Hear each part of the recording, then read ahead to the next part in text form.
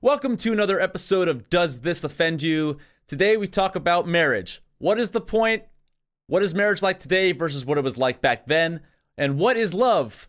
Baby, don't hurt me, no more. Thanks for watching. Stay tuned. What do I have to say to make some money? What do I have to say to make some money? No offense. Welcome in, everybody. Another week, another episode. And today, Omid is leading the charge. We are talking about the point of marriage, or correct me if I'm wrong. What is the point of marriage is how we're phrasing this. I mean, yeah, it sounds like the same thing. Yeah. Okay. Yeah. Sure. I don't Okay. know. What changed the upper inflection at the end? I don't know. I added extra words and it changed everything. I like words. Yeah. What is versus just the point of marriage? I don't know. Just cut me off. Do your thing. Let us know where this came from. Well, I mean, I think we know what marriage is. We don't have to go into a Webster's dictionary to figure that one out. I do. Yeah. Well, hey, man, if you want to whip one out, by all means. But I think we all know what marriage is. You know, the union, between two people. Nowadays, it's a union between two whatever the hell you want. But, I just feel like there's a lot of controversy around the idea of marriage, especially when it gets into the same-sex conversation.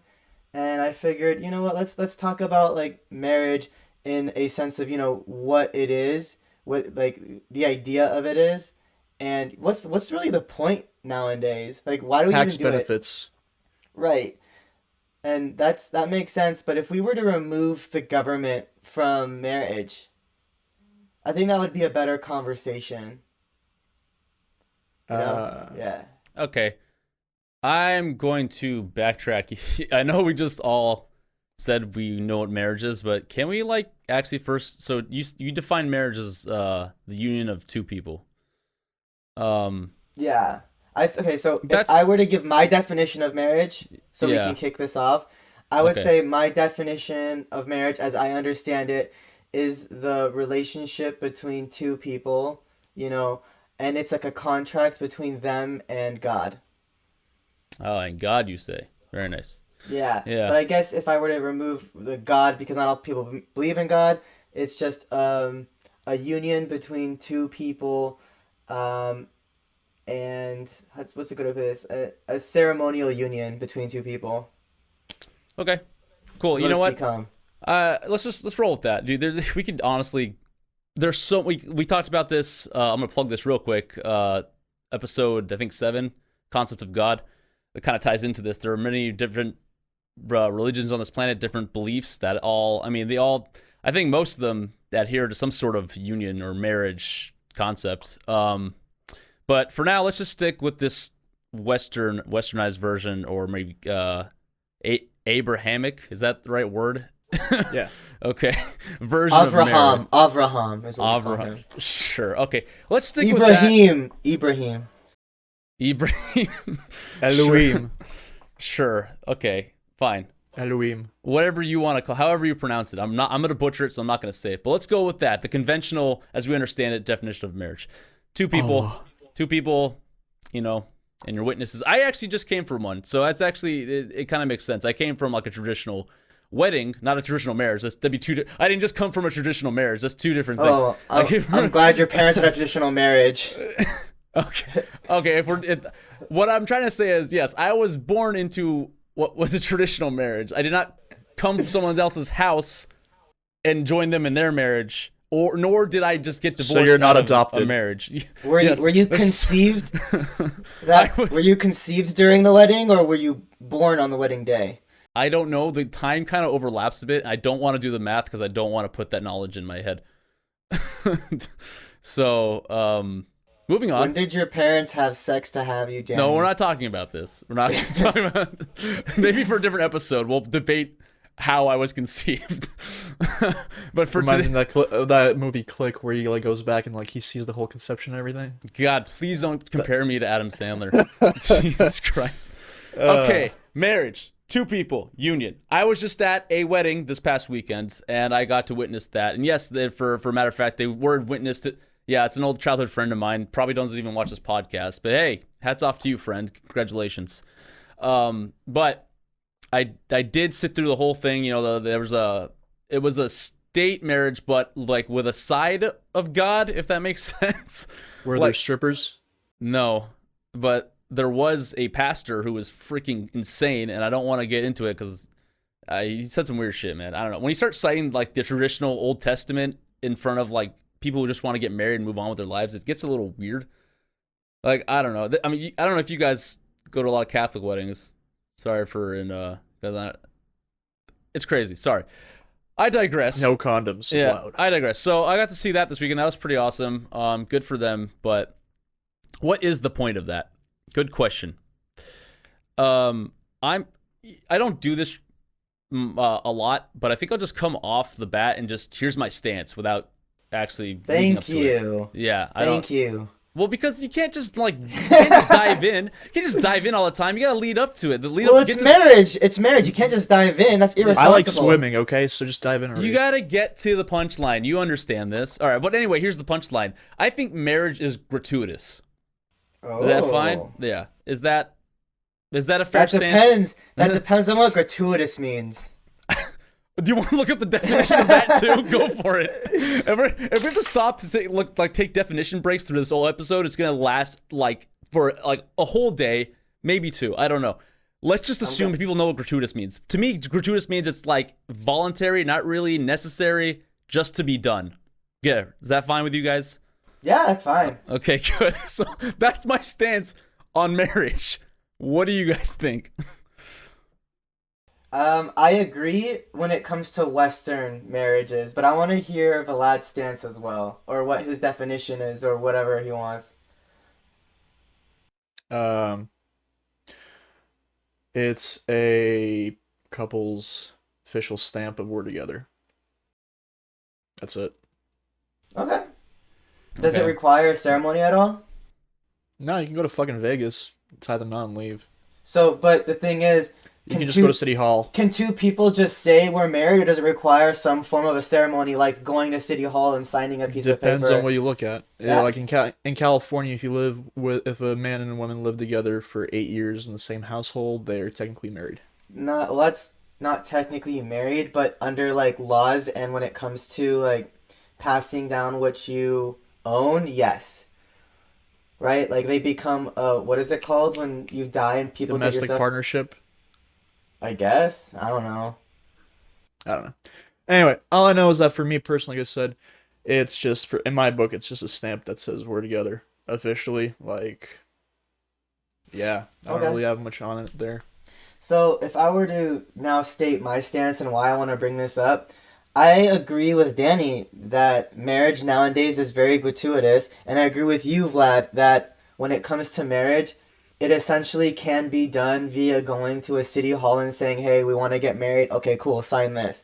Like, it's very cut and dry, but I think a very, very classic definition of a marriage, especially when it comes from religious and as a religious ceremony, it's a union between a man and a woman under God with the intention of having children together. And I think we've strayed very far from that ideal. And I can see why people don't like the idea of other things being allowed to get married, like man and man, woman and woman, man and dog, dog and tree. I think they kind of took the term that was initially a religious ceremony and they turned it into something that has become more ingrained in the culture. It's become something that we do as a tradition rather than something that we do as the religious ceremony that it is, and I think it's because most people want to have one. With that said, it sounds kind of like Christmas at this point, where I guarantee the most people, especially in the United States, don't consider themselves religious. They don't consider themselves Christian or Catholic, but they still do celebrate Christmas in some way or another. And it's just kind of weird for me on the Jewish side of it being like, this is like a religious ceremony. Like, I don't mind celebrating it with people that actually celebrate it, but I don't. And I don't think it should be treated as if I do.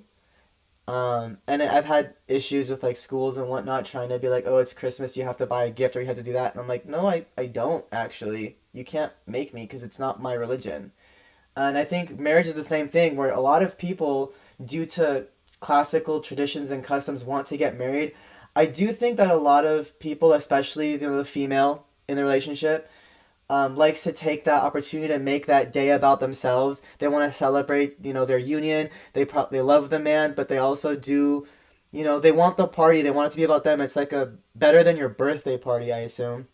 And it's just an excuse to have a gratuitous event because why not? Those are fun.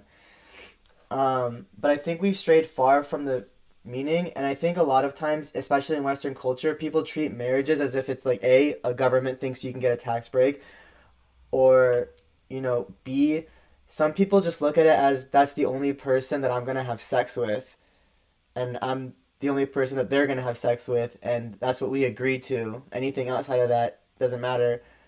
But now my question becomes, why can't the two people just verbally say that's what we're gonna do? Why do they have to get, as you said, a Catholic priest involved when they're not even religious? Why do they have to have somebody from the state present at their wedding to sign these documents? So I want to hear from you guys. If you guys don't have that stance, why do you think that we have those customs? So, Okay, go ahead, Vlad. um, in regards to the state aspect, you're doing it for simply enough insurance. You're doing it for a livelihood pass off in case of anything happening or somebody, God forbid, dies. Uh, having tax breaks because who wants to pay a lot more money to the government when they don't need to, especially for bullshit programs. And it's, like I said, it's a staple that's officially documented, at least on the government level. It's saying, hey, these two are together. If something happens, God forbid, like the spouse gets their stuff, gets their belongings, is covered by their insurance, life insurance, whatever the hell it is. So it's documentation of the relationship is what you're saying. Yeah, it's a stamp. Okay. And the stamp brings benefits is what you want because, like I said, people, if you're not officially recognized by the government, as stupid as it is, you can't claim each other's, like I said, life insurance. You can't claim each other's belongings when one of them passes. You can't get each other's funds that you've both saved up together. You can't do it. It's not allowed because there's no legislature that says that you guys are indeed in this kind of like above average union. In regards to religion, it's just culture, man. Everybody, it doesn't matter which religion you're in, honestly, because I've met people from all sorts of religions, even the same ones who, depending where they're from, their marriages, weddings, whatever you want to call them, are completely bipolar from each other. Like they are complete opposites, can be very simple, can be extravagant, can be something lucrative. It just depends. But religion's just more of like, as I would put it, I would call it as making my parents happy. It's something that our parents want us to do because it's the whole entire construct of doing the traditional act of publicly notarizing yourselves in front of your family and friends as, hey, like we're tying the knot. Doesn't really have much more to do with it, honestly, going further than that. Okay, I just want to make one thing clear. What you guys are, there is a difference to me between a wedding and a marriage. You guys are kind of touching on both a little bit. I just want to make that distinction. That a wedding is just like one day. Yeah, it's that celebration. That's, I guess, it's up to the couple if they want to do that. But a marriage is like everything that precedes that. It's like the union. It's like the relationship and like the preceding journey and everything that comes after. It's like, so I separate the two in my mind. I don't consider them hand in hand because, like you said, you can just go to a drive-through river in Vegas, boom, marriage, or you can do the big celebration. But if I were to talk about marriage, wait, what's a wedding then? A wedding is just the ceremony. It's a ceremony. It's a celebration. It's like a single day, that's how I differentiate it. So Gotcha. One single day Okay. versus marriage. Yeah, marriage is everything else. Yeah. Gotcha. So, I don't have such a cynical take on it because, like Vlad's saying, all you do is get the stamp and you have all these benefits, and I'm like, that's not really what marriage is to me. But marriage in the conventional sense, where you have to like there has to be something that ties you together in some official um, capacity, whether that be religion or the state. But I don't think any of that's necessary. I think you touched on that, Omid. It's not. You can get the stamp. You can get the witnesses to sign and say, "Hey, you did this in front of God." But then nothing changes after that. I don't know what the point of all that is. Like the titles are separate from an actual relationship to me. You can call anything. You can what's the old adage? You can paint a turd gold. It's still just a turd.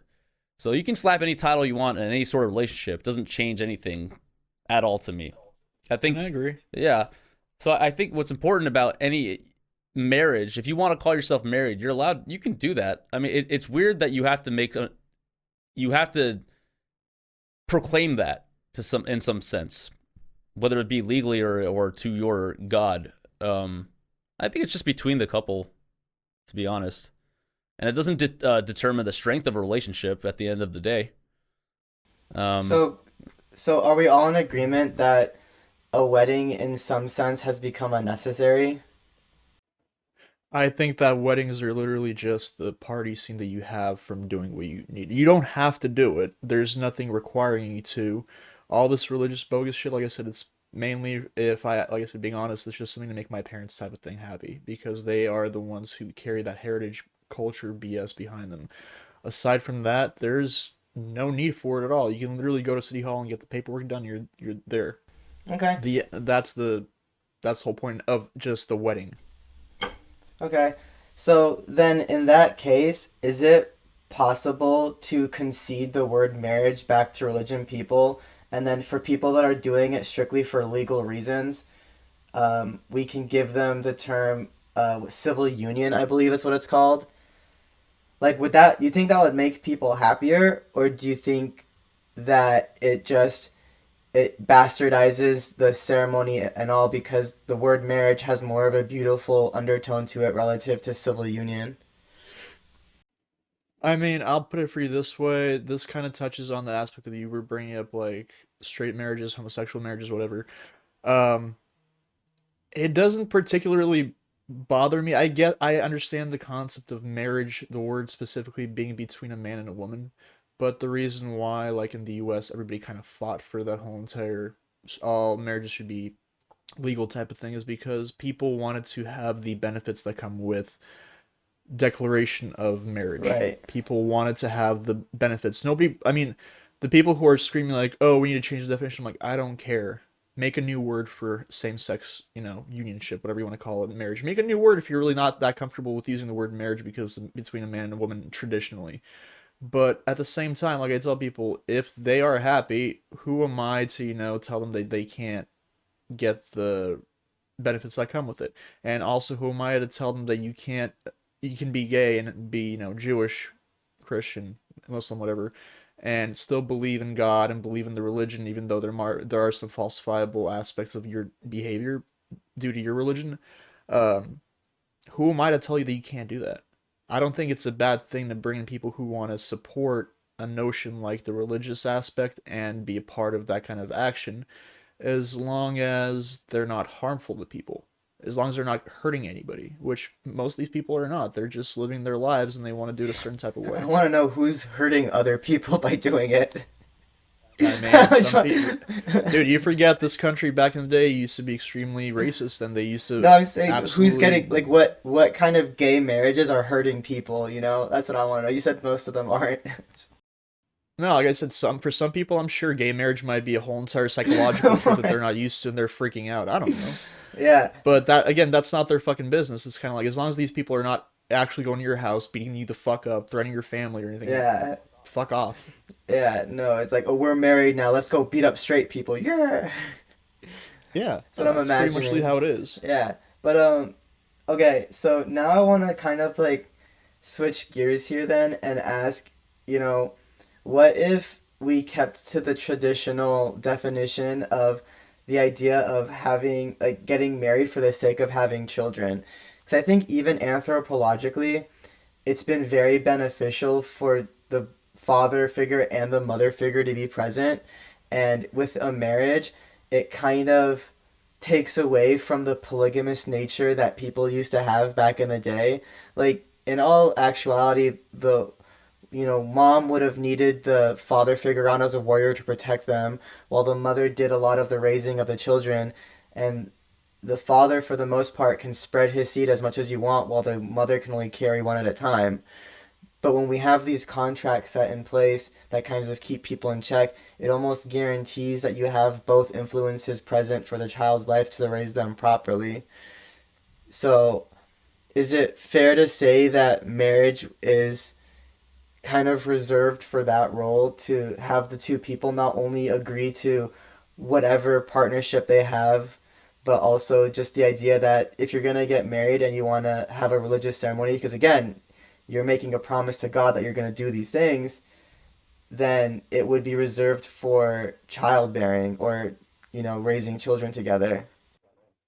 So you're basically touching on the concept of nuclear family, as the term is used today. Uh, Going back in history by human nature, like this is back. I don't know how far you want to go, prehistoric times, whatever. I don't know. People before early humans used to get together, reproduce, stay together for a few months, and then generally by human nature, one of the parental figures would usually go off on their own and start a new family or something. That's how even some animals work today. And That's that was racist. anyway, that was human nature.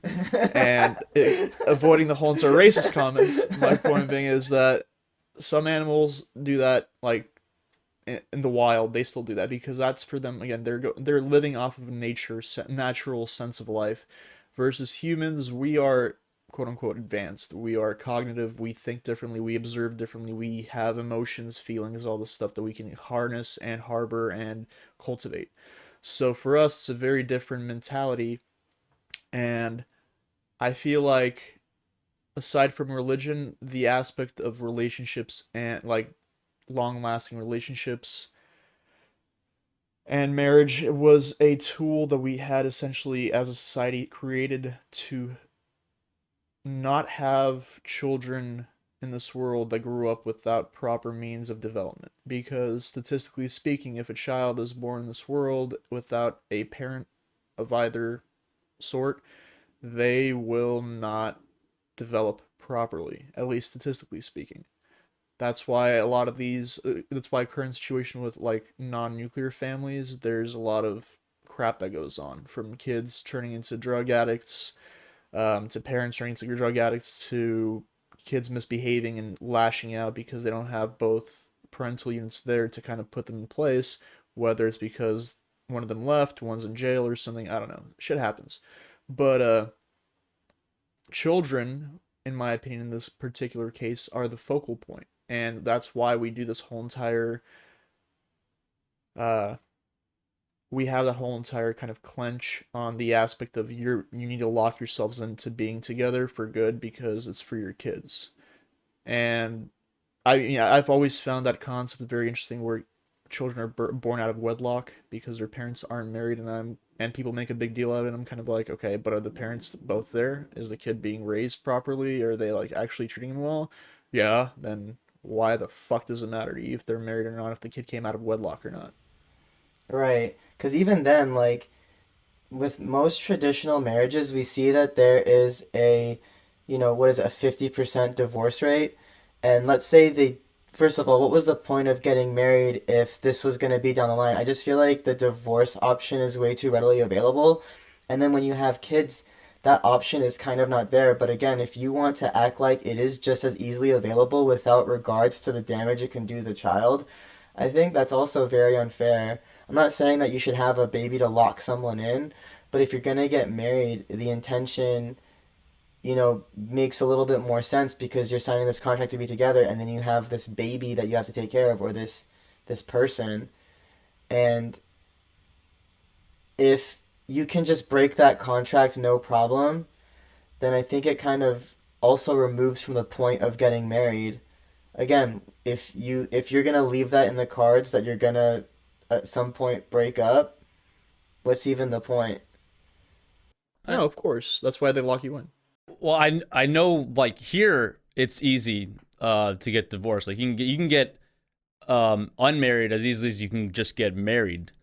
But I know, that's just an American perspective. But I know there are places in this world, there are cultures in this world where it can be anywhere from like a great shame to divorce somebody, or like result in like death for Right, but divorcing people. But yeah, what kind of cultures are we looking at that have those ideals? Middle East. There you I go. mean, yeah, there's And that's it is one. because of what? The religion, right? It's because that's just how their traditions and cultures carried it out. It was a huge taboo. There's even some cultures where if you're divorced, you're already like dirty, you're sullied, and with the way we look at it nowadays, it's like you have baggage, you're not pure. And that's kind of fucked up. I even know in the Jewish tradition, like for the most part, divorce is a thing, no matter how religious you get. But the high priests or the Cohens, as they call them, are not allowed to marry women that were previously divorced because it takes away from their purity as well. So it's almost like adding an extra layer of taboo to someone that does get divorced. So they make it really hard to do it and they discourage it heavily. But I think again the intention was that you would stay together to raise those kids. And just they're adding more problems to the to the issue there. I mean, I've also within religion, I've heard stories from people. For instance, like in a Jewish marriage, if a guy wants to have, let's say, anal sex with his wife, and she doesn't want to do it, and they go in front of like a court of rabbis, as I was told, again, this is a story I've been told. Don't know how true it is, but because Judaism is so frowns upon the concept of marriage because the wife wanted them to leave him because of this proposal for anal sex, the court was like, listen, kind of like, we don't support you guys splitting behind because of this, and if the husband, who is technically in charge, quote unquote, wants to do it, just fucking do it, type of thing. Which, that's pretty fucking twisted. If you ask anybody from like the sidelines who's kind of looking at that and being like, why would you force somebody to have to endure that if they don't want to, just because of the marriage, especially because the guy in the culture has more power, which is not just Judaism, that's in almost every religious culture. I've never heard that story, but I can imagine a bunch of rabbis being like, "Come on, like I got you, bro. I got you." Yeah, I mean that to me is like, that's the issue of the woman wanted divorce, and she was kind of told like, yo, we're not okay with you divorcing, just kind of do it and shut the fuck up, type of thing. That's not okay. But again, that's, What do you have to lose? yeah. But some people really, like, some cultures really do hold this shit on a whole pedestal because and it's a measure of status too. Like, I remember coming, like, again, I'm Jewish, and my grandparents, my grandfather, my dad's side, my grandmother, when they were young, my grandmother, she's not Jewish. Uh, my grandfather was a Russian Ukrainian Jew, very like, and like Russian Ukrainians, whatever you want to call them, Baltic states Jews were very hardcore because I guess the oppressive lifestyle in the Soviet Union kind of brought people to religion more. And they were my grandfather's parents were not okay at all with my grandfather marrying my grandmother. So my grandparents eloped, they dipped out, went and got married on their own, and my grandfather contacted his mother, and he's like, listen, we're married now, so you have a choice. If you want to see me and a possible grandchild, you're going to have to accept my wife as she is. I don't care how you feel about it. And I mean, they dealt with it and they said, fine, fuck it. A lot of people will not accept that. A lot of people will not be okay with it. They will not be like, okay, well, fuck it, as long as you're happy, type of thing. They, of course, my grandfather's family, of course, ended up loving my grandmother deeply, and but they liked her because of her personality and everything. But it's that concept that you would tell somebody who, is supposedly such a good person in your eyes, that they're not worth having your son marry her because of her nationality or religious stance or religious origins, I guess. It's fucked up because my grandmother, she was fine with Judaism. She never converted officially, but like even she was buried in a Jewish cemetery because she was so well in touch with everybody who was Jewish in the Jewish community all the time. So I'm sensing a common theme here between what you guys are saying, and that is that I feel that marriage creates an unnecessary pressure on people, and in, It's a harboring tradition. And that's partly why I ask, what's the point? Like, why would you take on that extra responsibility that comes with it?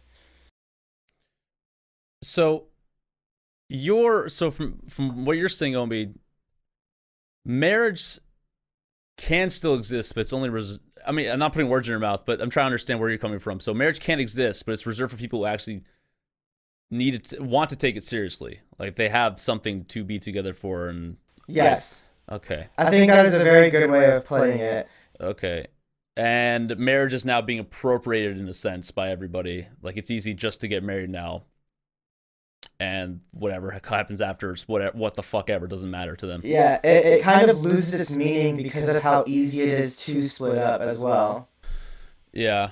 Okay. And another thing I wanted to bring up is what is the end goal for the marriage, right? Because I think the end goal is what really shows could be the longevity of that marriage. But, I think when people get married in Western culture, they're not asking the right questions. They're not looking for the right thing. And it seems to me like nowadays in a lot of relationships, people are viewing the relationship as what does this person bring to me? What are they doing for me? And a lot of, Eastern culture, they have arranged marriages where you're kind of forced to learn to love the person or whatever. And like you are stuck from a familial bond to have to do it, which isn't an issue on its own. But I think there's another concept of love that we learn about through, other religions. And they basically say that you need to look at the marriage as what can you bring to the table, You got to see how you can serve this person for a lifetime. And, obviously what they bring to the table as well is also very important. But love has also lost its meaning. Like if I asked you two gentlemen, what is love? Do you guys have a definition? Baby, don't hurt Can we me. play What Is yeah, Love in the everybody background? heard that. Okay, whatever. Moving past it. Can we play that song, please? No, I'm asking you, they'll take the video down. Yeah. So what is love? That's an excellent question. Because we all assume that love is what marriage is based around, right?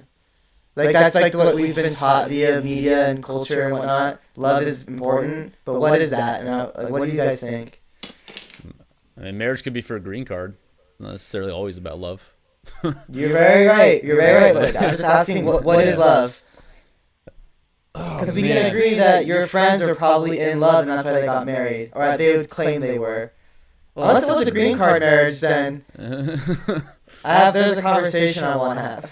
Yeah, well, I mean, we can continue that coming up after the. I was going to talk to your friend because I think I know who it was. The impending break, really? Okay, well, we'll get to that, but I really quick, I think love to me is fluid, not the fluid you're thinking of. Fluid as in the motion of it, because love has the motion of it. Not, damn it! Like the exchange of it. Everything I'm saying is being twisted. Whatever. I'm gonna stick with it. Love is fluid. Okay, it means it's like its definition changes a lot. And I know you're asking me for my definition. It's weird that I'm going this route with it, but love can always change through person. I mean, there's different types of love. There's platonic. There's the one you get married for. There's the love that harbors or that creates hate. Intimacy. No, there's love that creates intimacy. There's love that creates hate. That's born out of love, which is weird. There's many forms of it, and I think it changes from person to person. And I think that's part of what makes love such a grand concept, and it's not something that's easily calculable or defined. If that makes sense. So people do get married, and they're supposed to be in love, but their version of love can change from couple to couple, person to person. So I'm not. Right. Yeah, I think I just made it way more ambiguous than what we started with. But that's right. It. Love is fluid. That just basically tells me that you don't like. It's not like a solid definition. It's just kind of like it's fluid, as in it could be a lot of different things, and it's not measurable. Yeah. Fair? Yeah, I would say so. Okay, what about you, Vlad? I'm gonna probably explain my theory on or stance on all this after the break because I have a kind of an extended stance, and since we're running low on time from being censored by Zoom, I think I'm just gonna hold off on blowing out my theories and stances and ideas, at least at this time. Okay. Okay. So fair enough. Well, if that is what we're gonna do, I think I think now we're gonna take charge. Fuck Zoom. I think now we're gonna be the ones to tell Zoom that we're taking the break. Screw you, Zoom. So I think now's a good time to do that. So we'll be right back. Right after this commercial break, we'll talk more about love and the point of marriage. Thanks for watching. Stay tuned once more. Does This Offend You is absolutely, definitely, and undoubtedly brought to you by this 100% totally real sponsor. So today, ladies and gentlemen, we are gonna show you our collection of Hydro Flask bottles. Are you ever going on hikes and dying of the heat and thirst, and that plastic bottle in your pocket just keeps crunching and being uncomfortable and just a pain in the fucking ass? Are you ever walking around late at night, especially you ladies, and worried about some guy coming up to you and possibly harassing you and attacking you? Or are you one of those really cheap people who goes out and doesn't particularly want to spend money on alcohol? Well, Hydro Flask is your answer right here. These wonderful metallic bottles that have a nice rubber twist on top will hold any liquid from water to tequila to vodka to tea to coffee, whatever the hell you want, for 24 hours, possibly even more from my experience. You can put ice in this motherfucker and it'll stay, and pour water in there as well, and it'll stay frozen, for God's sake. It'll be ice cold the whole time, even for a couple of days if necessary, and you can pull it out at any point and drink it. No more having to wake up in the middle of the night literally gasping for air because your mouth is so dry when you have a bottle standing right next to your bed ready to be drinking. If you're gonna go to a bar, as I said before, you can put alcohol in here. I don't recommend it personally because I've had friends do it and it will literally stink like the liquor afterwards for God knows how long. Probably not the best idea. In regards to safety, if you're ever walking at night alone and somebody tries to approach you and talk to you, this thing is fucking heavy. You can crack somebody's skull with this, knock their teeth out, whatever you want. The cap stays nice and tight. It has a little swinging portion here, so you can really like swing back and hit that motherfucker right in the face. Hydro Flask. It's your best friend. Best part of all is you can customize them. We have a couple of other ones. This one's pretty basic, but then we have these two. This is a Star Wars theme one. This is a black one, but on the back, you can put somebody's name on it. My buddy, our buddy Danny over here, got his own custom ones made. One for me, which says Danny the Ox. I don't know if you can see it very well. This one was from the wedding that Danny went to. It shows little Star Wars mannequins as well. So yeah, get yourself a Hydro Flask. Don't be cheap. Don't be stupid, especially if you're gonna work out. This is your best friend. Keep yourself hydrated. Keep yourself safe, healthy, and have a good time. Hydro Flask, sponsor us. Did you just ask Hydro Flask to sponsor us when one of those bottles was not a Hydro Flask? Are they not both Hydro Flasks? Oh. They are. My bad. One of them is not Good. Hydro Flask. My bad. We'll have them compete for our endorsements. Excellent. Damn it. That's okay. More money for us, right? Something like that. Uh-oh. I know. Yeah. Buy from Coleman. Yeah. Oh, no. No, Oh, no. This one is made by Takea. Okay, also a form of Hydro Flask. Right. Oh, shit. Oh, the fourth bottle in the mix now. Look at that. We're all prepared. We're ready for the world. There's nothing in this. I can't- just wanted to take a sip. You can't challenge us. We're ready. Are you? Oh, my God. So, Vlad, you would say that you love Hydro Flask, huh?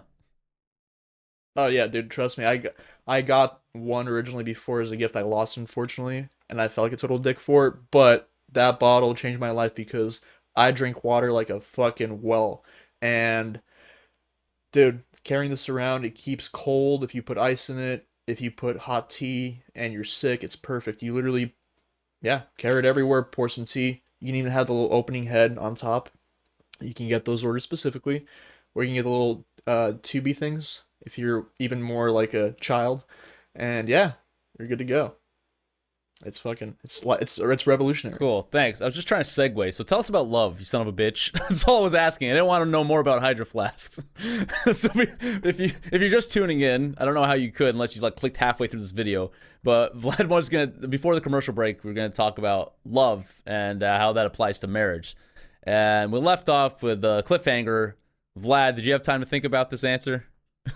Okay, Yeah, tell us what your definition of love. So I have a very unique definition of love because I believe that people can love multiple individuals at once, and love to me is an intimacy that can translate through platonic behavior, through intimate relationships to family, whatever. You can love your family, you can love your siblings, your parents, your grandparents, you can love your friends, your closest friends in the world. Hopefully you don't have a lot because real friends don't come in large numbers. But That sounds sad as fuck.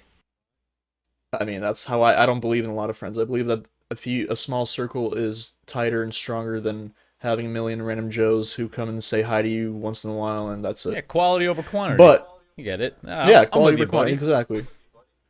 But with in regards to so my thing is you can also be in love with somebody. And being in love with somebody is a totally different ballpark game because being in love is a very powerful tool and a very open vulnerability to you. You can, when you reach that kind of potential with somebody, you're trusting, you're instilling massive amounts of trust in that person that can reveal some of your darkest moments in your life, your darkest secrets. It can leave you extremely open to being fucked over beyond all belief. And being in love is a very severe thing that a lot of people will not have from everyone. Like, you will rarely ever fall in love. And when you do, you best damn make sure you know who you're falling in love with and know what kind of door you're opening up. Because every relationship in the world, at least to me, is based on loyalty. It's based on trust. It's based on the people that have your back and whose back you have. If you don't have that kind of, I don't remember if you guys remember Meet the Parents, that circle of trust reference they used to do.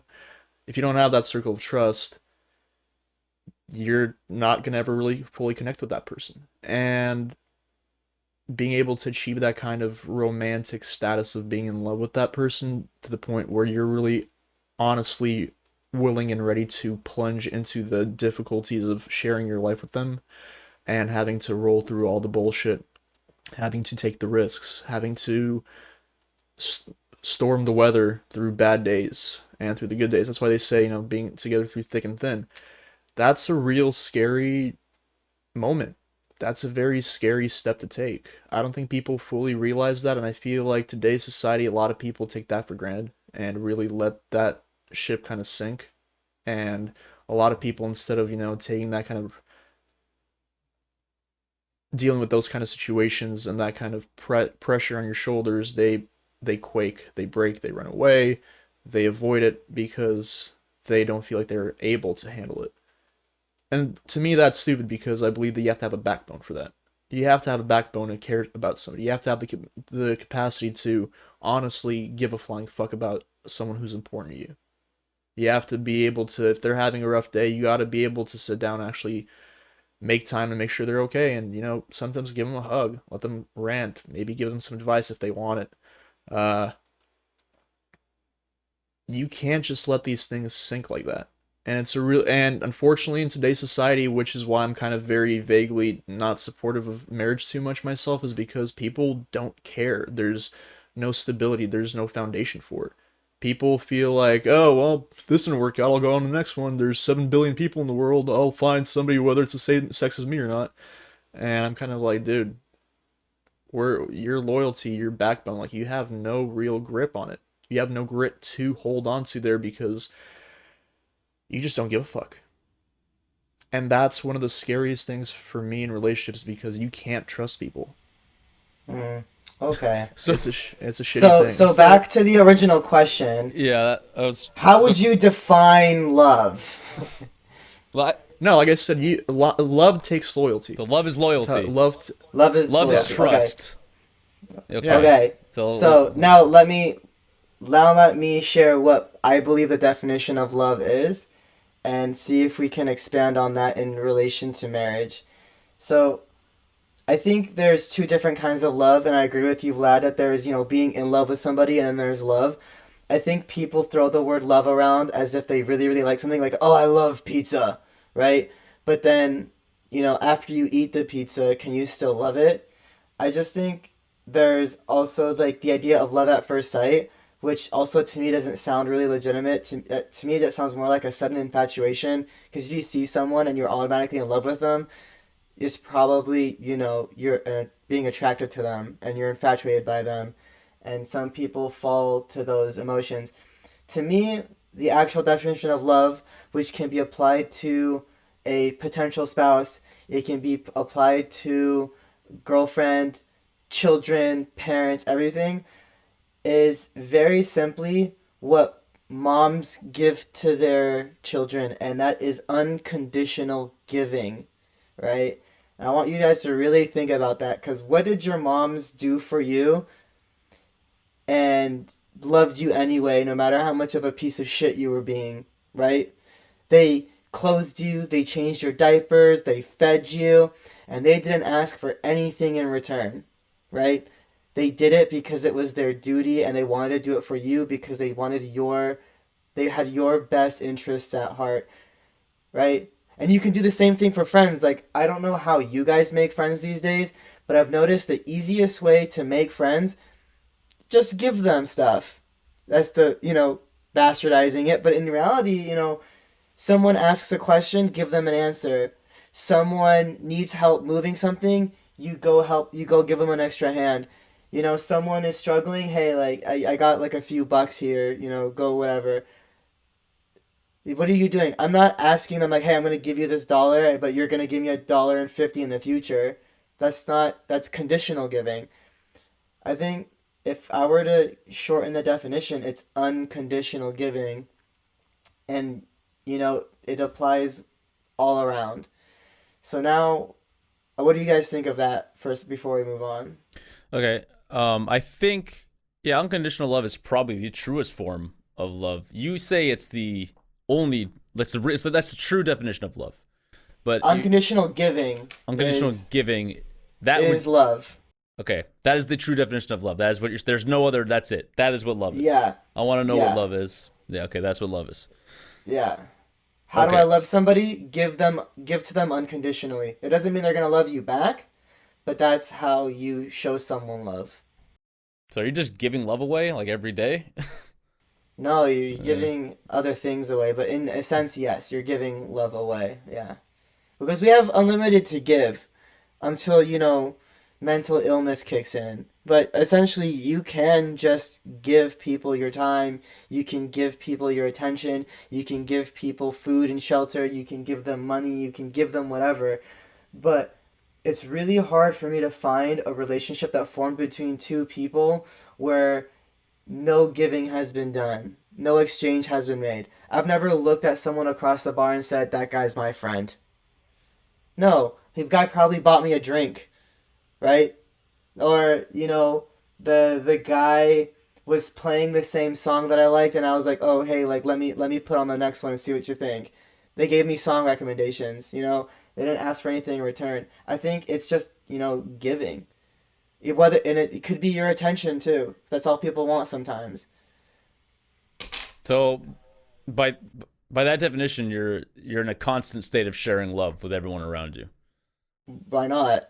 I mean, yeah, but to me it kind of also slightly devalues love to me, because if you're just giving it away, I'm not saying it isn't love, but it's not like, I'm saying you can give it away. I'm not saying you should.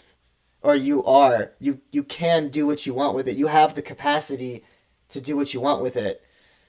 But doesn't mean, for example, like, I personally like to give people the benefit of the doubt all the time because I don't want to hate them. I'd rather love people than hate them. I can already tell Vlad doesn't agree with that because he doesn't trust anyone and he wants to keep his friends at a bare minimum. But I don't need to consider everybody a close friend. I just rather be on good terms with people than negative terms. And the more positive the terms, if it's nothing that affects me, I'd rather, give to them and make them feel like they have an ally in this world than just be like, you're not in my circle, fuck off. Okay, but I can. Okay, but you wouldn't apply that same love to like your spouse, your one and only, or is that all the same type of love? I mean, I just give them more than I would give to somebody else, and again, not expect anything in return. I mean, I'm just gonna say it again. To me, the trust and loyalty factor is important. I'm a decent human being. I don't mind helping people. This does not mean that I love them. Does not mean that they're close to me. If I see somebody that's in need, as a decent human being, I'll probably try to help them somehow. I may not make any sort of miraculous, magical Jesus Christ moves, but again, I'll try to at least help them. How often have you met someone that loved someone that didn't love them back? Is that still love? Oh yeah, of course. Like those two aren't in love. That's a completely different aspect. But yes, if the person can be in love, one person can be in love. If two people are in love with each other, then it is just implied that those things come along with it because you can't love someone but also take from them all the time, and that's very important. And that includes taking trust, taking it's everything. The sacrifice. Yeah, it's the sacrifice behind it. It's a leap of faith, which, as well. Like I said, it's a sacrifice behind it. But for me, like I said, there are people of all sorts in this world. People who love differently, this and that, whatever you want to call it. But at the end of the day, the trust, the loyalty, and the fortitude of the relationship is what, to me, builds the loving bond. If you can't have trust and loyalty, if you're really in love with somebody, it's a whole new, like I said, it's a whole new ball game. You're opening yourself up. You're putting yourself in a position where you can get really badly scorned for it. Yeah, but where does that come from? Trust. Well, you're putting your trust into this person. But that also comes with conditions, doesn't it?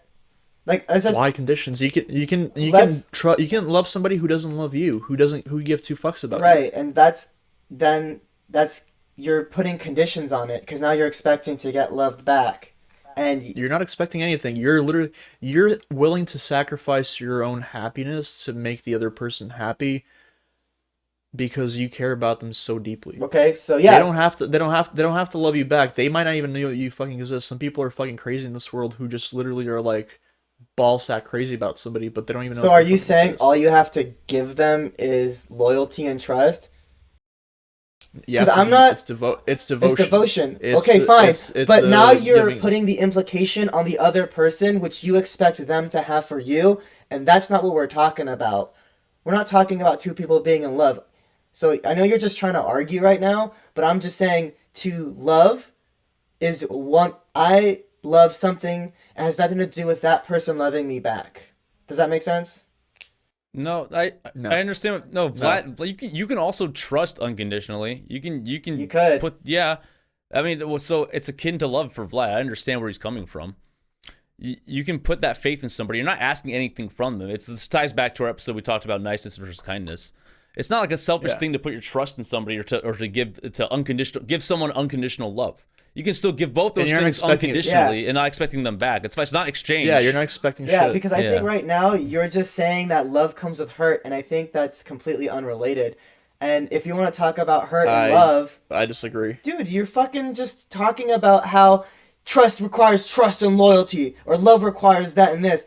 And I was like, well, where does the loyalty come from? Like, why loyalty? Yeah, you should technically be loyal, but that also sounds like it's a two-way street. Like, the loyalty and trust is both parties are involved in that. And I'm not talking about both parties. Well, yeah, because you have to understand when you have a relationship, if only I'm not talking about relationships. I'm talking about love right now. Let's talk about... Well, love is technically a relationship. No, it's fucking not. Yeah, it is. It has nothing to do with a relationship. It has everything to do with a relationship. Love is used to create relationships, but it is not a relationship. relationships are built on the foundation of love. Whether you're in love or just love somebody, that's what you're No, building it off. relationships are also built on the foundation of plenty of things, and that includes common interest or Yes, I business understand that transactions. there is, yes, there is. We're not talking about a business. You're not gonna be loving a fucking business partner type of thing. I'm talking about a relationship between two individuals, or how many people do you have around you. Whether it's your family, you love your family. You're willing to do a whole lot of shit for your family. Doesn't mean they're gonna go sleep with your family. I'd hope not. But Love doesn't require you sex. my point being is that I'm talking more of an intimate style aspect here for love. You can love your family, you can love your friends, everything, and that's wonderful because again, you have a bond that's built with them of trust and loyalty between you. You're loyal to your family. Most people are. That's just human nature for the most part. You're hopefully loyal to your friends and don't fuck them over. That's, what friendships are supposed to be built on. And with relationships, intimacy wise, when you're falling in love, you're trusting the person that you're putting yourself in such a vulnerable state to not fuck you over. Okay, cool. So you're adding a condition. Awesome. I'm not gonna go in circles anymore. But let's just tie it all together. Unless Danny, you have a comment or anything about what I said earlier. I do have a comment and kind of what. Well, this is what I'm talking about. How love is fluid. You guys are going all over the place with and bring up multiple examples on what love is to people, which I find very interesting. But anyway, that's just I'm just blowing smoke on my own ass. But I'm trying to get what the grasp of Vlad is saying. I agree with you, Omid, that relationships. You started out this podcast earlier about or before we came into this side of the break, how marriages go hand in hand with love. Like marriages are built on love, and then Vlad was saying love ties hand in hand with the relationship. I find those two akin to each other: marriage, relationship, love. Talking out loud here. So what you were saying, Omid, is that love is one thing you can build on in an entire relationship. Vlad, you're saying love is the foundation. Okay, good. So I see some common ground there, sure, but I'm still going back to how you can still give your trust and loyalty unconditionally. It doesn't have to be returned the other way. And now we're talking circles again, but I'm trying to go back to that because if that is your definition of love, you can still give that unconditionally. You don't have to expect that from another person, right, Vlad? You don't have to expect trust from the other person or loyalty, or is it exchange? Is that no? You don't have to. You don't. Okay. You don't have to expect Good. that. I just wanted to make that clear. Yeah, no, you don't have to expect that. Okay, cool. Just trying to be as transparent as I can with both your guys' sides of this. You just have to understand one thing, that when you give people loyalty, if they betray your loyalty, that's the problem. Okay, but that's irrelevant. That's not the conversation. It's part of the conversation in regards to the construct of how love works. Because if you lose somebody's loyalty or their trust by betraying them, there's a pretty high chance they probably will stop caring about you. Okay, but because that bridges into relationships then. Yeah, how often have you lied to your parents, and do they still love you? I mean, I think it depends on how bad the lie is. Okay, but have you done it, and do they still love you? Do they forgive you? Do they have the capacity to forgive you? Look, we're all human. We all lie over stupid shit half the time. You'd have to. So really that means that love has nothing to do with that. Again, when we're talking about the idea of unconditional giving, then you are capable of loving even if someone does lie to you or whatever. But that's irrelevant because you can just love someone. You can show them. You can be a good person to somebody and show them not affection in a way, but just be decent. Like, hey, I know you're kind of an asshole, but you want some chocolate. You can still show love to that person. 'Cause you can be a decent human being. I agree. Yeah. Let's try to remove the conditions that you want to add from the other person, because I'm saying that you can love, but you don't have to expect it from the other person. I think you're getting confused with the concept of love and in love, which is what I differentiated for you guys in the beginning when I said all this. I said you can love people and have like be a decent human being, love your friends, Yes, love your family, yes. this and that. But being in love is a different story. Right. Being in love is a mixture of that infatuation with the love that you get, with the unconditional I giving. would even say it's even higher than that. Just it's that particular bond. It's that particular trust that you No, have no, to no, no. establish. Because you agree, someone can be in love, but the person doesn't have to love them back. There's no bond I there. I think that in those situations particularly, which are outliers, it's just kind of people who are unfortunately kind of It crazy doesn't that way. encompass a definition, though. What do you mean? As in, we're just talking, if we want to define our terms here, if we're going to say being in love is different from having love, or what loving, then we also have to just say that if you want to say somebody can be in love and the other person doesn't have to be in love with them back, then you can't just turn around and say, being in love is a relationship. It could be totally one-sided. I know a lot of people that are in love with fucking Britney Spears or Mila Kunis Okay, some people are fucking crazy too, but that doesn't mean if you don't know somebody because doesn't they're mean it's healthy for infatuated you. by them. It's different. Just because your brain's releasing certain chemicals that make you feel a certain way doesn't mean you're officially in love. So It's being in love is an official thing now? Huh? It's an official thing now? I mean, I believe it is, yeah. Okay. So who makes You're it asking me on my stance. who makes it official? I think that everybody has their own interpretations on things, and that's kind of based on person to person If you or say case by if you case. say it's an official thing, that means it needs to be declared or something. Okay, I'll go to Congress, make a declaration, have them pass a law, and we'll have it set up for you. That'll make you happy. So marriage. Is that what you're saying? No, marriage to me, it's. I mean, you could technically say ideally that back in the day that was the purpose of marriage is of being in love and having that final step together. An, 0%. an official declaration of your love for somebody. Yeah, no, I'm saying under the government so they can give you your benefits. So what is that word? What is the Mhm. topic of this episode? That's marriage, Marriage. dude. That's what we live. How do we land back on that spot? I don't understand. No, because like the reason why we're bringing it back is Okay. because I personally feel like marriage, same as Omid said, is being washed down. That's why I don't particularly We care just for went it through- too much. I agree with him. We though, went through yeah. some fucking wormhole. I don't know what just happened. But okay, we started talking about love and we landed back on marriage somehow. Being in love is marriage.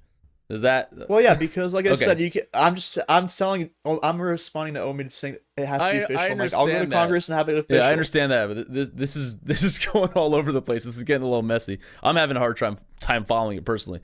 Okay, can I move on? Is that fair?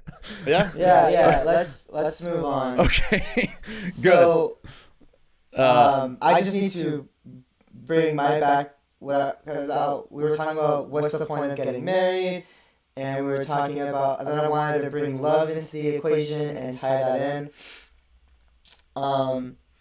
So I think yes, what is love, and getting married? I think when you're gonna marry somebody, one of the conditions is that you're gonna have to love them, because what's the point? At the end of the day, you're gonna have to want to keep them around, and if you want this relationship to thrive, I think love is important.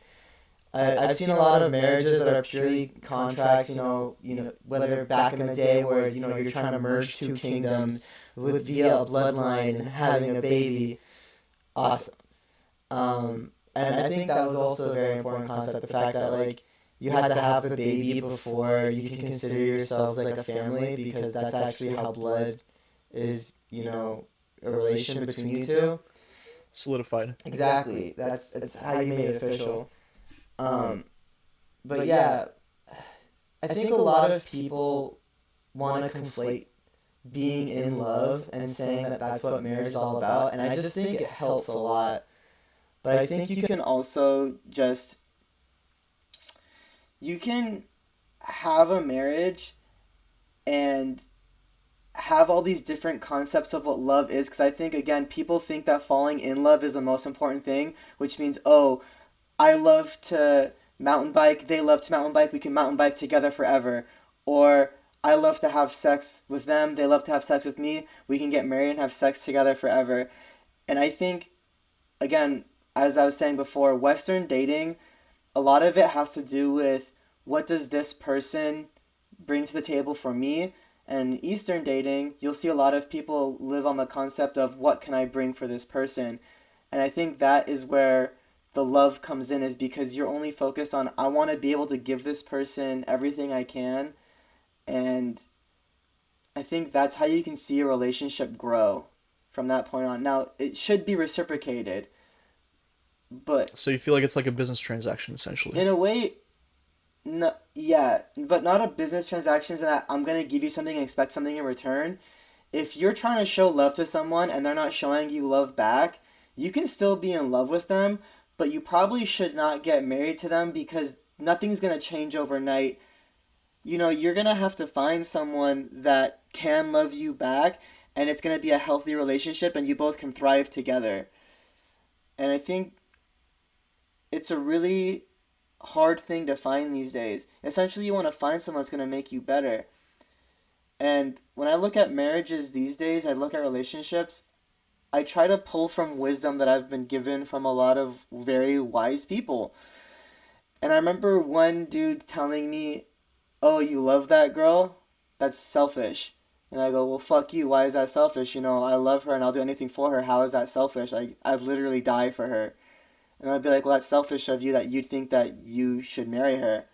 Well, fuck you.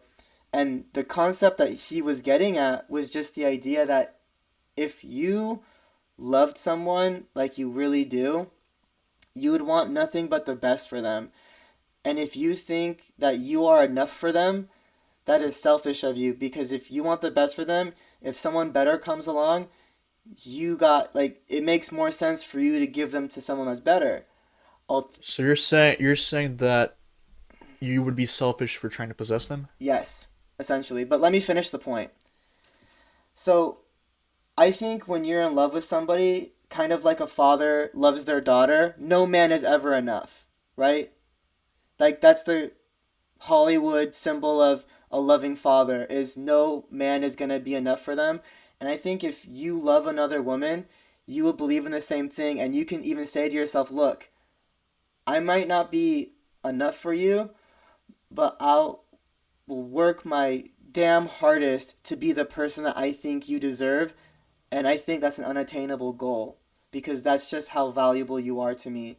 And I think that is a very beautiful way. I mean, you can also look at it as the guy's just a fucking beta, right? But you can also see it as like that is someone that is committed to that person and they are willing to do anything for them, and all you see in that relationship is potential growth, unless the guy fucks up. And I don't mean fuck up like cheating. I mean fucks up like, "Oh, I wasn't able to get this promotion, or I wasn't able to achieve these goals. I'm not worthy enough." And that's a tough place to be. Hopefully, she's forgiving. Don't marry someone that's not forgiving. Let me tell you that much. But I think it's turns it into a beautiful concept after taking a personal attack from this guy.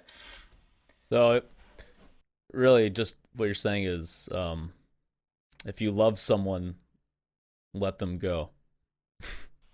Essentially, and yeah, you've heard that one before too. Yeah. Yeah, not to bring up a cliche, but I think that kind of sums up a little bit, which I think is cool. Yeah, it's a little selfless. If you really truly love somebody, not to be in an echo chamber, but I agree. Yeah, you would want the best for them, um, despite your interest or involvement. So that's cool for what love, a good definition of what love is and what marriage is, what like a real marriage is. I'll tell you something that I take issue with, that people, that I hear this all the time. Have you guys heard this phrase before, which is like, relationships are a lot of work, or marriage is a lot of work? Have you heard that from anybody? Yeah, My of friend course. told me the other day. Yeah. I have always hated that saying. Do you guys agree with it? Before I go down this tangent. Uh, I I think that any relationship requires work. Shit happens. That's why we have that, and when you get married, they tell you through thick and thin. You're gonna have good times, you're gonna have bad times, but if you're not gonna have a backbone to kind of push through it and make it work, Well, I mean, What's the yeah, point? the only way you can cultivate a relationship is by putting your time and effort into it, and that's what most people just want to see. Are you willing to put in the work to be with that person? I'm not saying you have to 24/7 be on their ass, but you got to, Effort necessary. yeah. Okay, so if relationships are a lot of work, then this is my definition of a relationship. It relates to the other saying, which is if you love what you're doing, then you don't have to work a day in your life. And so when people say relationships are a lot of work, this is the time where I would say to them, well, fuck you. Because ultimately you're out in the real world and you have to put the work in. I mean, there's no escaping it. Life is difficult. Life is work. To be able to live, to be able to prosper, to do the things you really want to do in this world, you have to take a lot of flack. You have to suffer a little bit. You have to go through the pain, and you have to grow and go through it. Ultimately, you end up in a better place. But that is work. That is really the definition of work to me. But when I look at a partner and I look at a relationship, I think of the moment where you come home. This definition or this scenario changes with people from person to person, but just go with me here. You come home after a long day, your boss is on your ass, whatever. You got into a car accident, something. I don't know, your friend's sick. No idea. You come and close the door, you sit down, and you get a beer, and you turn on the TV, and you're just relaxed, and you can just turn the world off for a moment, right? And then I picture sitting next to me is I'm a heterosexual, so it's a woman that I love very much, and I do have a girlfriend. So let's picture her for a moment. You don't know what she looks like, and I don't in that picture in my head, I don't see anything in my realm bothering me. I don't consider this girl sitting next to me work. She is an extension of myself. If I put faith in her, she's basically. She suffers what I suffer through. She goes through what I go through, but she's never a point of contestation. She's never this relationship I'm in is never going to be something I come home to that I have to put more work into. When the door is shut, it keeps all the horrors of the outside world at bay.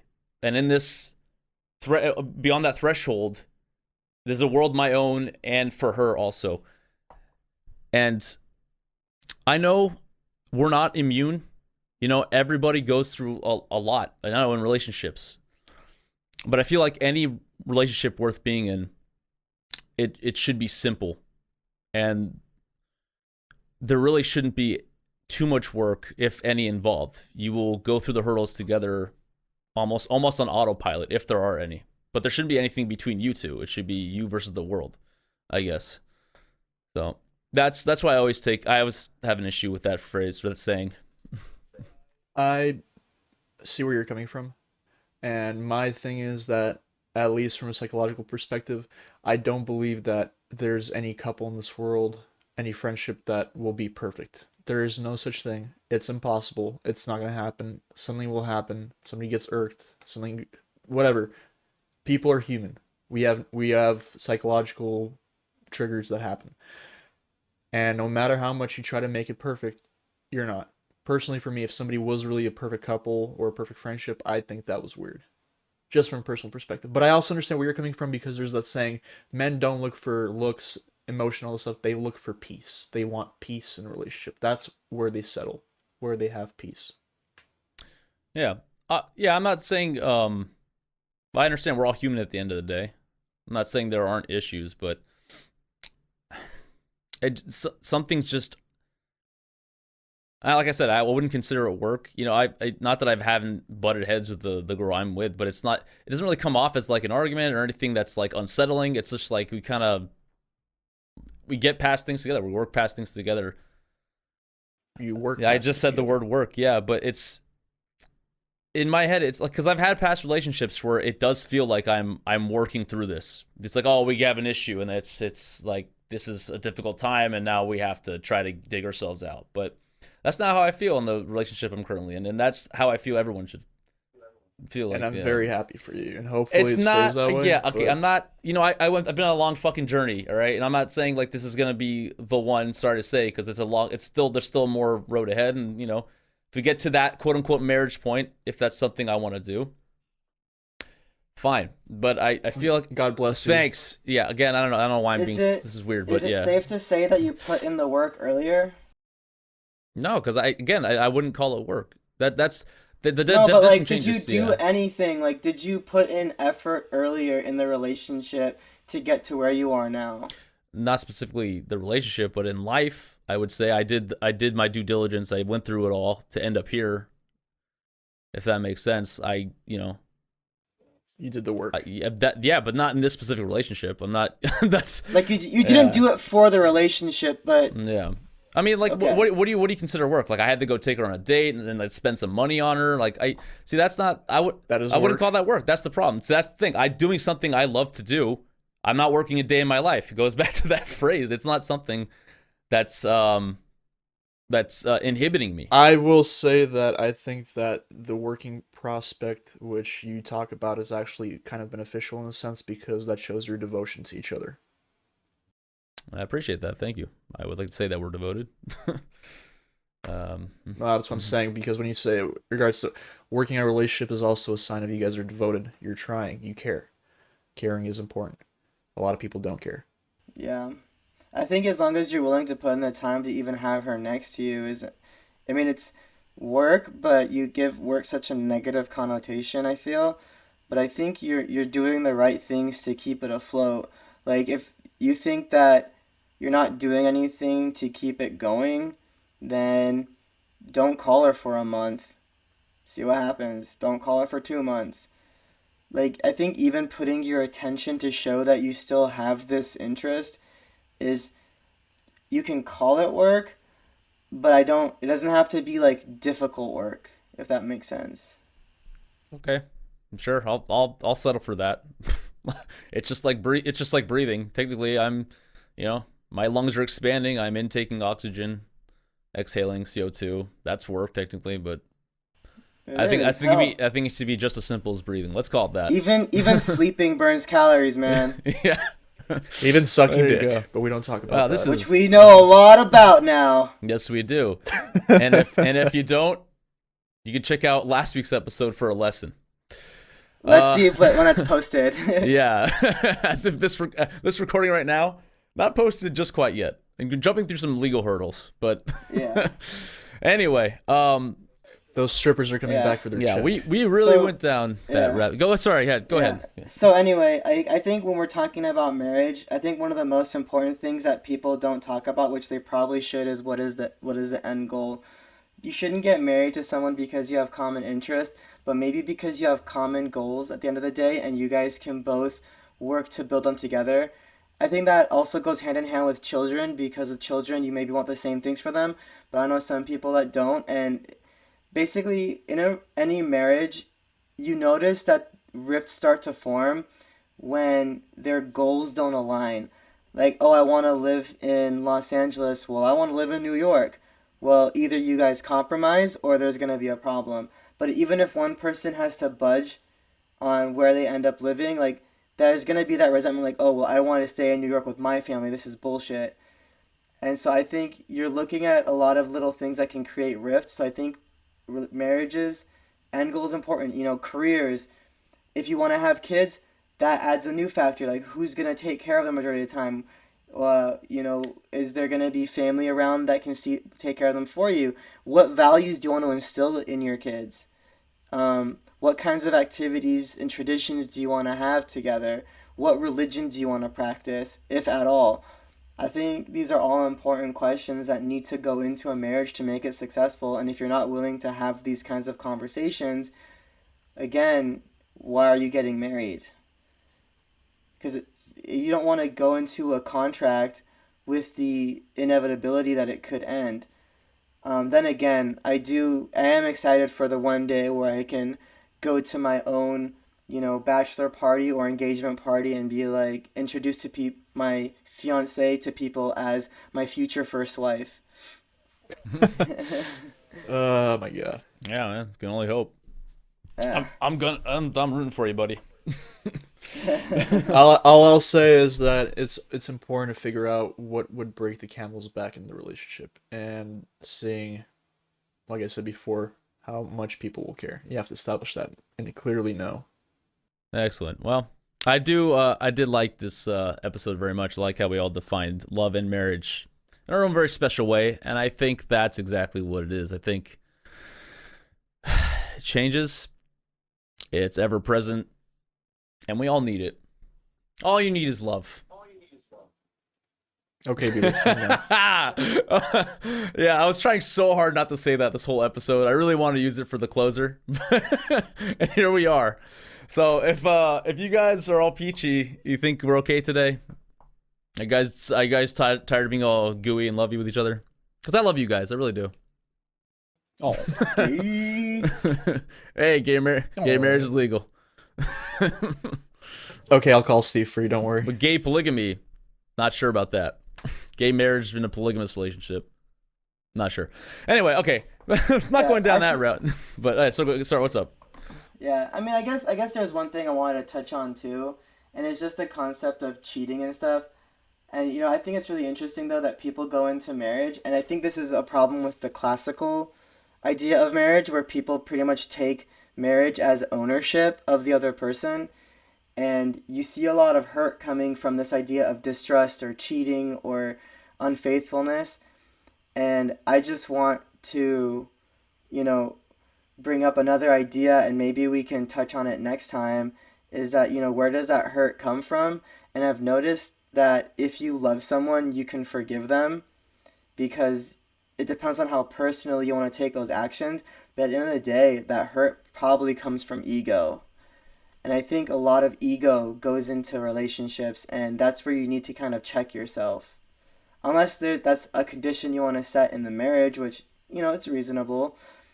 But yeah, I think ego plays a huge role in a lot of the pain we feel when it gets hurt. And I think it's important to know the ego between you two and try to respect each other. right. God. Wait, what? No, I'm playing off of your words. If you're using the term ego as a basis for such actions, I'm not saying know it's each a other's basis for actions. I'm saying it's a basis for hurt. What? I know. I'm just saying is that I'm playing it off of your words, is that know each other's ego, know where the boundaries are, Right. know what's okay, what's not okay. Exactly. No, I agree with that. And Okay. I guess we can sign off from there. On that morbid note, yeah, maybe we will talk about that next time. Strippers are people too, okay? Okay, excellent. So that'll do it for this week's episode of Does This Offend You? That is Vlad. That is Omid. I have been Danny. Please tell us in the comments, like, share, subscribe. That's not what you say in comments. Like, share, subscribe, then tell us in the comments if you're married. How happy are you in that marriage? Are you not married but still love the person you're with? Do you have multiple people that you're with? We don't care. Let us know. Next week, we talk about firing Danny. Wait, that can't be right. Hey, wait, what are you doing? No, shut this off, no!